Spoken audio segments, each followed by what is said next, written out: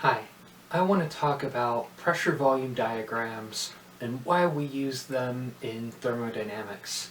Now, the reason for a pressure volume diagram is if we're dealing with a case of a sealed ideal gas, which is the assumption we make when we analyze heat engines from our ideal gas picture, there really are three parameters, two of which would be independent. There's the pressure of the gas, the volume of the gas, and the temperature, and if it's sealed, the number of moles or the number of molecules, depending on how you want to count, should be constant. So if you know the pressure and you know the volume, every point on this graph would represent a state function, a unique temperature associated with the pressure and volume at that point. So this is a map of the energy space that we're dealing with. And it gives us a way to calculate the work as we are changing pressure and volume for gas in a sealed cylinder. So that pressure would be exerting a force all along the piston of our cylinder, and that force would be equal to the pressure times the area of the piston. Now the gas would do work, and the work being done by the gas would be equal to the force times the change in height of that piston. Well, the area times the change in height is just the change in volume. So the work that would be done is equal to the pressure times the change in volume. Now, if we're using pressure volume space and the way we normally think about calculus, well, P dV, that would represent a tiny patch of area under a curve on this graph. So we could think of an integral then as being an area under a curve on pressure volume space. And that's why we use these PV diagrams. It's also why a lot of people in thermodynamics tend to think about the work being done by a gas rather than the work being done on a gas. So the work being done by a gas, if we normally integrate from left to right, we think about that area as being positive. So if there's a positive change in volume, the gas is doing the work. So if the gas is doing work, energy would be trying to leave the system. Now if someone is compressing that person is doing the work, energy would be going into a system. So I'm going to talk about work, and I'm going to talk about work in both contexts, the work done by a gas and the work done on a gas. And I want to talk about a couple of special situations as well. Now, we could have a case where we started a pressure, volume, temperature, and just pop the systems in another pressure, volume, and temperature. That can happen, but that wouldn't be what we call a reversible process. If we want to understand engines, we want to be able to represent them as reversible processes, things where we could undo those changes. So essentially it would be some sort of curve that we could trace on this pressure volume space. And we're going to assume that as temperature changes all throughout the cylinder, that change is going to be uniform. So if we wanted to make an engine, then we would need to start and end at the exact same point in space. So if we're starting and ending at the same point, we're starting at the same temperature, we're ending at the same temperature, there'd be no change in thermal energy, since the thermal energy is directly related to the temperature. So for an engine, any heat that you add to that gas is going to be minus the work done on the gas.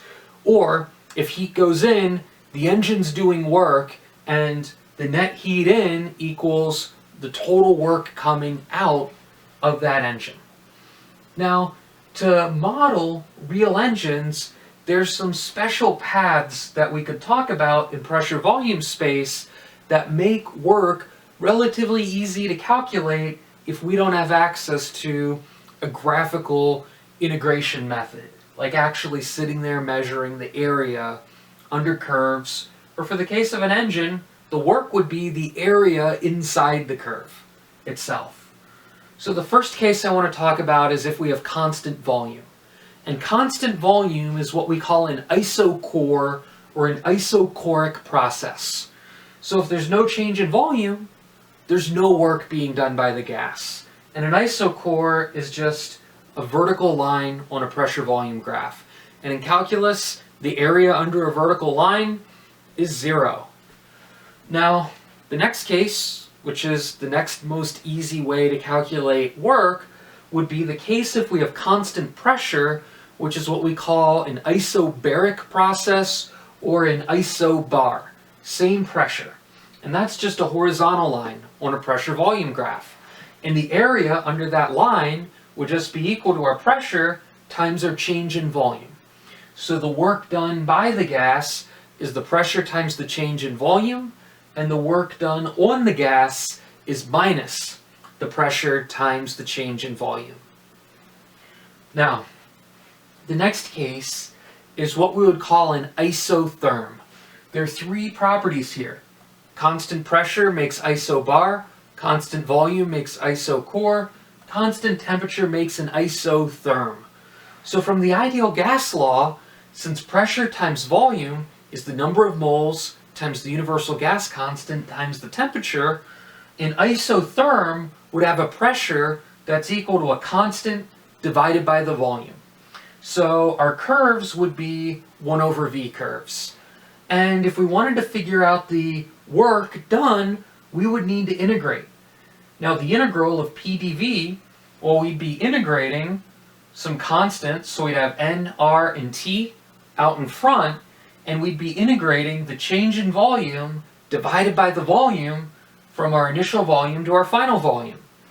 Well, if we do that, the work done by the gas is the number of moles times the universal gas constant times the temperature of our isotherm times the natural log of our final volume over our initial volume.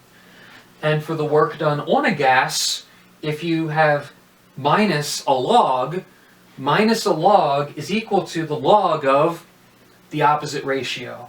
So the work done on a gas is the number of moles times the universal gas constant times the temperature times the log of the initial volume over the final volume. Now there's one more absolutely essential special case line that we talk about, and that's what we call an adiabat. Now the first sort of fact about an adiabat, adiabatic or adiabats mean the heat is 0. So if there's no heat either going in or coming out, any work being done on the gas is going to increase the energy of the gas. Any work being done by the gas is going to be decreasing the energy of the gas. So if I were to draw a whole bunch of isotherms represented by these 3 lines here, then an adiabat is going to be arcing across those lines. And the highest line would be the highest temperature, the lowest line would be the lowest temperature.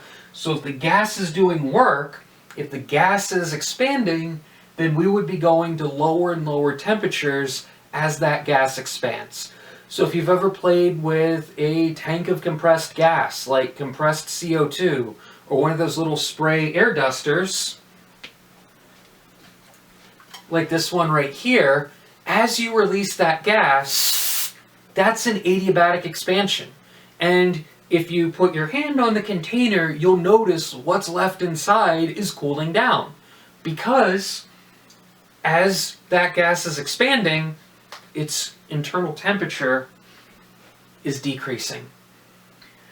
Now, in order to actually draw what the shape of an adiabat looks like, we need to talk about heat capacity, and specifically how there are 2 heat capacities when we talk about gases. But that's a topic for another time. Thanks for watching.